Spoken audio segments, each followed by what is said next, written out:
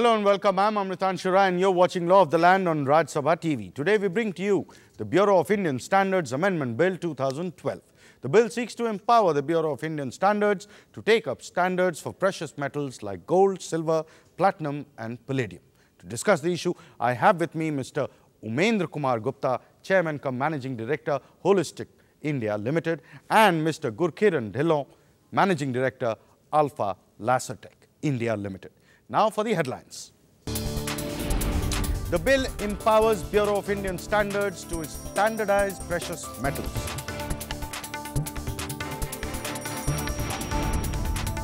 It allows hallmarking of gold and silver by private sector.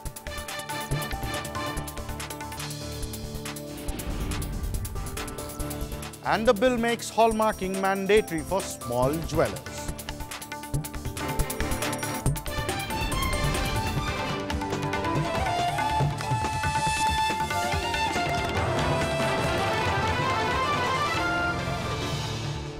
The Bureau of Indian Standards BIS to authorize hallmarking of precious metals like gold, silver, platinum and palladium by private sector. As of now, the BIS is empowered to standardize products and services of 77 categories only. India is the largest market for gold jewelry in the world, representing a trade of 933 tons last year, roughly valued about 30 lakh crores. According to the World Gold Council, 75% of women in India are constantly searching for new designs in gold. The volume of trade has been continuing without any Indian standard. This is what the government now intends to bring under its scanner. The government proposes the Bureau of Indian Standards Amendment Bill for the standardizing process of precious metals like gold, silver, platinum and palladium. Put some authentication seal or authentication device on the product itself, which should be made mandatory by the BIS through this bill, which should be present on the product and which can be verified by the consumers themselves before buying.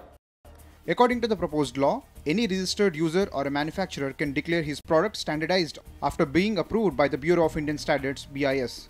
The bill allows him to make advertisements to declare his product as a configuring to the Indian standards. The bill allows manufacturers to use hologram of any institution in India or outside India which is engaged in the standardization process only after government's approval.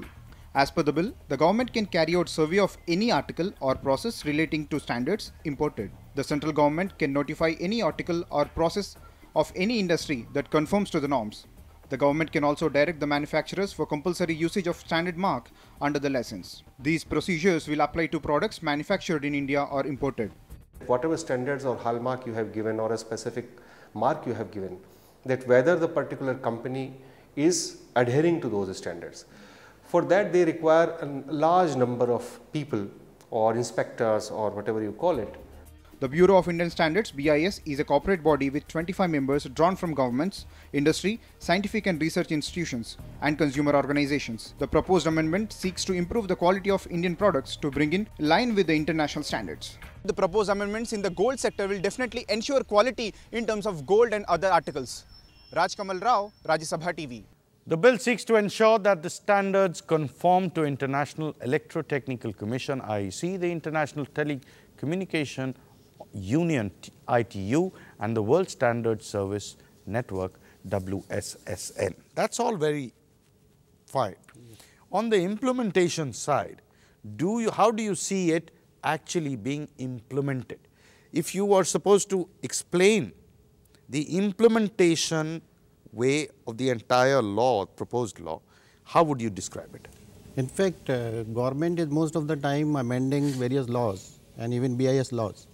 But how to implement it and how to make powerful the consumers who are the buyers, they should be given some sort of certificate where they can, before buying, if they need, they can confirm from the BIS website or their database that this particular product has been manufactured by such and such person. At the same time, what is the hallmark number of certificate? I understand that, sir. My question to you is, how do you see it being implemented? For example, what they've done is, they are allowing, the BIS allows certain categories of companies to further hallmark the small company's gold or precious metal that are being sold. Now, BIS can't do it on its own. Yeah, that's right. But for that, government can authorize certain certifying agencies approved by BIS who can certify this particular article manufactured by any jewelers, whether that particular article has same type of metals inside this or not. I get it. I'll bring in Mr. Dhillon on this bit. On the marking, authenticity, right, wrong, standardization, all that, it's a very technical and complicated issue. But when it comes to precious metals, and you've already got a dynamic as to the kind of volume that this is talking of, 30 lakh crores nearly, okay, 933 tons of gold being traded on an annual basis. Very valuable portion of very important sector. How do you see this whole thing being able to cover the entire network of precious metal trading and transactions? See, basically, whatever available technology at the moment is there, whether you got a mobile, whether you got a web, or whether you have the physical verification, you need to have a component of tracking and tracing. So, which is that, you know, for a naked eye, one should be able to authenticate, yes, what I'm buying is correct. Second, there is that he should be able to back trace the entire supply chain as to, you know, how this has been, you know, where this has been manufactured, where it has been sold, and all these things. Now, which helps him while he's buying, also when the time he wants to dispose it of, because precious metal in any case is not, you know, something which you'll consume. Right? Absolutely. Currently, I think the problem is that we do not have any concrete steps in the previous bill which empowers the consumer. A, you know, he can authenticate. B, there should be an ease in the entire transaction. In these optical technologies, everything is available. I mean, you could do mobile authentication, you could do web authentication, you can track and trace the entire product, entire specifications can be put into that. All those technologies are available, but it's the whole idea there is there has to be a legal framework. Of course. And do you see a legal framework being provided by the government at any point of time? No, I think it's a very good thought what they have initiated, or your channel has initiated on this bill, which I think is now is high time that this needs to be, you know, included in this. But do you see a problem in the BIS licensing other organizations, non-government organizations, to further hallmark or allow standardization? So now they become the checkpoints and the license authorities, and they then ensure standardization of precious metals. Do you think that's as easy as said? Yeah, definitely it's very easy, because once you say what happens in the diamond case, diamond is always certified by a certain say standard certifying companies. They issue a certificate along with that this particular diamond of this category. Same way, if BIS allows certain certifying agencies to certify this, of course BIS can give this power to even to manufacturer of the jewelers, but because they are the interested party. If they do something wrong, then who will be responsible? And BIS does not have that much of machinery where he can certify everything, or he can check that thing on the market. So it will be better to have some certifying agencies at different places, licensed by the government, by BIS, and then jewelers will go to them, get it certified, give all the description of the article on that. At the same time, there should be a hallmark number, which should be on the product as well as on the certificate. Because what happens in all these precious metals or articles, today somebody buys, but he is not going to sell in a near future. It might be after 10 years, 20 years. I mean, it might never be. Never be. Say, once he wants to encash it, so he should be confirmed that what he has bought is a quality product. Quality product, at the same time who has sold it and who has certified it. So that later on, if anything wrong found in that, they can be caught. And at the same time, with the present age, where we have lot of IT facilities, so BIS can create a website or they can create a database on which all hallmark numbers must be registered by the Trackable. certifying agencies. So that complete description will be available. BIS doesn't have the wherewithal to do this. So anyway, I don't think we can expect BIS to do something. But what this bill empowers is, it allows BIS to outsource some of its standardizing work. Even IT. Now, do you think that's going to act as a facilitator, especially in view of available technology? The first thing is that as a consumer, if it's a government certified, that brings in a degree of trust. So the moment you outsource to a private sector, obviously that question would be there for you to answer for a very, very long time as to, that faith needs to be inculcated that yes, still we are in control of the process and whether even if it's outsourced to a private sector, but we ultimately ensure that what you get is authentic, first thing. That's a very valid point. It's time for us to head into a break. When we come back, we will talk about the penal provisions in the bill.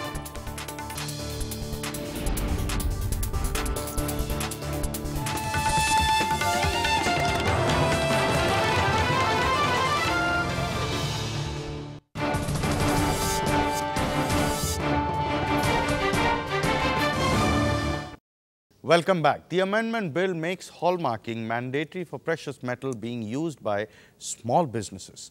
Any violation of these provisions will attract a maximum 1-year jail sentence and fine up to 5 lakh rupees if the offence has been committed for the first time. The bill redefines the term hallmark to represent a particular Indian standard in relation to precious metal products.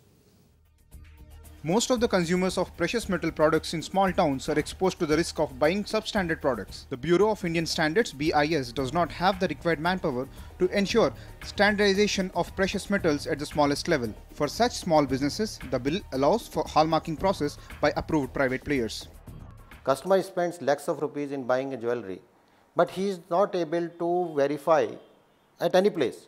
So, along with the hallmark, there should be a compulsory authentication device which should be issued by the government or BIS. The proposed law allows BIS to grant, renew, suspend or cancel registrations of products that are not in line with the standards. The use of standard mark under the license is compulsory on a product which the manufacturer chooses to declare under the self-declaration of a conformity provision. For such products, the bill makes registration of products mandatory. BIS will be responsible to review the status of any product which has got license under self-declaration of conformity provision. Any violation of the law will be punishable with imprisonment up to 1 year, with or without fine of 2 lakh rupees, which may extend it to 5 lakh rupees. The proposed punishments can be compounded only by an officer of an additional Director General rank of the Bureau. Compounding will be possible if the offence is punishable with fine, and even this option will not be available if the person is caught repeating the offence. That compounding by the officers concerned may lead to some kind of corruption, because jewelry being a very costly items and persons higher or bigger jewelers can go for compounding. The Bureau can levy fees for the grant or renewal of any license.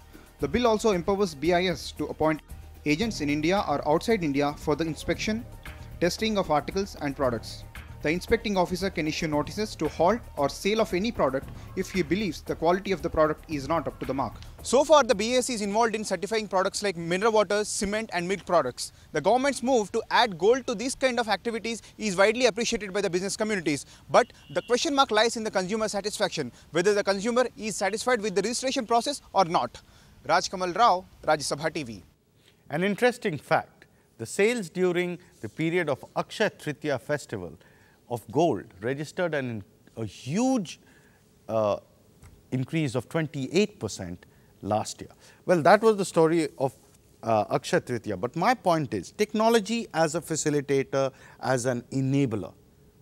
This bill or any bill which you see where facilitation activity is being allowed. You mean like any previous bills implemented by the government? Yes, if there is one. And does it allow you to get into, use technology to track and trace so that a consumer's concern is addressed? Oh, we've seen the projects in Europe, but we yet to see anything happening in India yet. What is the available technology? Normally with the trend, see, most of the people today in India have mobile phone. So, you know, the technology in optical thing is already available. So if you want mobile-based authentication, that can also be customized. What is this optical-based authentication? If you can explain it for the benefit of... See, what happens there is that, you know, the light falling on any surface can be reflected in any manner by creating certain micro fringes onto the surface. So that is, it's kind of degree of control of the light, you know, which is called latent light. So secondly, there is that, so when you see this image being reflected back to you, what you see there is possibly certain features. Maybe let's say you see a flying bird. So you know, if I see a flying bird on particular certificate, which is probably says is 10 grams of gold. So you know, can it be tampered with easily? You would have to continuously upgrade it. See, any technology for authentication is not a static choice. So when you start with the project, it would definitely be safe. Now, the you know, probably a year down the line, you would continuously have to upgrade it. So that's how it works. Like for instance, if you see, you know, they wanted to stop entire car theft being smuggled from one country to one country in EU. They very successfully did it, and this project now is almost like 8 years old, and there has no problems with it. So I'll bring in Mr. Umendra. Sir, you talked of marking. The technology is available, the stickers are there, it can be continuously upgraded, so minimizes tampering and ensures that the consumer is getting something which he's actually buying and not substandard stuff. That's all right. But how do you ensure that that hologram is fake, not fake, if the same sticker can be got from somewhere else and stuck? So the consumer is still back to 0, 1. No, but once this certificate is backtracked with or connected with the track and trace solution. So track and trace solution will give what is the certificate number, what is the article description, who has manufactured it, and what is the content of that.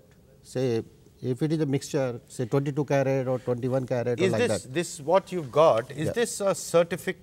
This is a proposed certificate which we have prepared, in which you will have this certificate of hallmark, and you will have this some sort of features which cannot be duplicated. Okay. Or we have to upgrade this on continuously basis. At the same time, on this certificate, there is a barcode here and serial number here.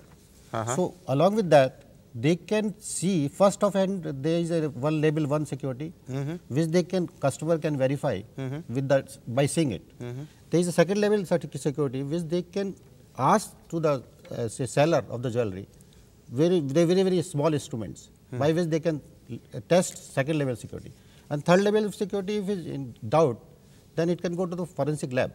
At the same time, what is the serial number or hallmark number is there, they can certify by mobile. Immediately they will get a reply from their database that this product has been manufactured by such and such person. What is the hallmark number? These are the details. But does this bill or any other bill allows you or brings you into the mainstream and allows you to do this kind of an activity? I think as on today, government is not making use of technologies available in the market. And what is, say, already implemented in Europe and other countries, government is not facilitating this technology, adoption of such technologies. And I think this is the best way to trace and track and ensure the consumer satisfaction. Consumers, and at the same time consumers' interest will be protected. It's time for us to head into a break. When we come back, we will show you an interview with Arzu Jindal, CEO, International Gemological Laboratory.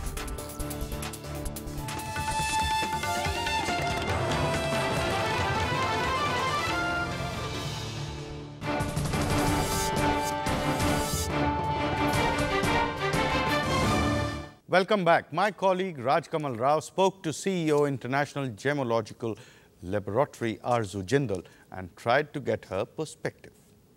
What is the test mechanism that the BIS follow? We test it under the microscope to look at the clarity. So every diamond has various inclusions that only a diamond would have, every other stone wouldn't. So we look at those inclusions. We have something called a refractometer that we test it on. We have specific gravity. We have various properties of a diamond. So basically we just test that on various instruments, and according to that we judge whether or not it's a. How a customer or an end user can check up whether the company is fraudulent or a genuine company by looking at the hallmark? It's a little bit of a tedious process because you have to send each piece of jewelry to the hallmarking center to get it tested. But in the long run, it's good because the consumer is sure about what they're paying for. So you're actually eliminating that bit where the jeweler is convincing the customer that it's real gold or what is the purity or whatever, because everything's marked there. So the jeweler is more assured, and he can actually go. He doesn't really just have to go to his trusted family jeweler. He can actually now go to any jeweler, and as long as it has the hallmarking stamp, he's sure about what he's buying. So the BIS standards are in line with the world standards? Definitely, a lot more now. Earlier, back in the day, they didn't have so many instruments. Now there's the technology is so much better nowadays. They have so many more instruments to test diamonds and gemstones, and more importantly, there's so many more laboratories. Even till about 5 years ago, you could count the number of laboratories doing any kind of diamond testing or gold testing. Just in the last, I think, 2-3 years, so many more laboratories have come up that the consumer has a lot more options. The Bureau of Indian Standards have so far formulated over 18,500 standards for about 9,500 articles or processes of industry. Mike, you were making a point about the unique number and the system through which one product gets a unique number, and throughout the lifespan of that product, that number stays with it. How does it work? It's like your unique postal code, or like your DNA. It's a unique code. So now this number, which the product is allocated, there is no, product ever of that number. So now with this thing, the product or the certificate carrying this number, anytime you send an SMS, anytime you, go to their website, punch in the number, it is going to tell you all the details which your certificate is also carrying it. So that is, it's a very good method to ensure that what you got is genuine. And when you do sell it, again the seller has an access to the same number. Right. The point you were making about strengthening the consumer's right and informing him that he is getting the correct product. That's the entire effort, and that is where the entire bill actually wants to help and support the consumer, right? In order to do that, what other steps are required to be taken besides this proposed law? In fact, BIS law has been created since a long back. So that time these technologies was not available. So whatever amendments government is bringing in BIS, they must make use of this latest technologies, because these technologies have come in the market because there was a need, and which has not been adopted by our say institutions like BIS. So BIS must, or this amendment must empower BIS to make use of these technologies and give something in hand of the consumers at the time of buying, whether they are, and certify whether this product is genuine or a fake. I get it. Is there any private sector or any company which is using such technology to ascertain their standardization? For example, does Tanishq do something like this? Yeah, Tanishq does have a certificate which carries a lot of information. And so when you go back to Tanishq for selling what you bought from them, so it's like a very seamless process. Okay. And of course, like the UID and the PAN number, there were also steps. Now, these same numbers could be linked as and when UID is there, or with your PAN. See, now you want to have your gold purchase or precious metal purchase, linked up with your PAN. So the certificate can carry, and this whole thing can be easily linked up. Okay. You could do that. That's possible. Yeah, technology is already available. And in fact, in Europe and US, other countries, say if you buy a very precious watch, they have a system where you can verify this particular watch has been really manufactured by them and when it was manufactured. So they can check immediately. And once some customer is, say shopkeeper is selling it, at that time he has to update that data that it has been sold to such and such consumer. So, there's once they want to sell after a long time back, or later on, they can re-verify it, whether this watch has been purchased by this man or not. or not. All right. And this database is in the database. So the value is intact, Yeah, and the data is also available. At the same time, the data can be stored for 100 years. Right. Because- Electronically. Because these technologies have just emerged very, very recently. Thank you, sir. Thank you, sir, for joining us on this discussion. It's time for us to end the show. You can email your suggestions and comments to law.rstv@gmail.com. You can also watch our shows on the YouTube. We'll be back with a new issue and a new episode. Keep watching Raj Sabha TV.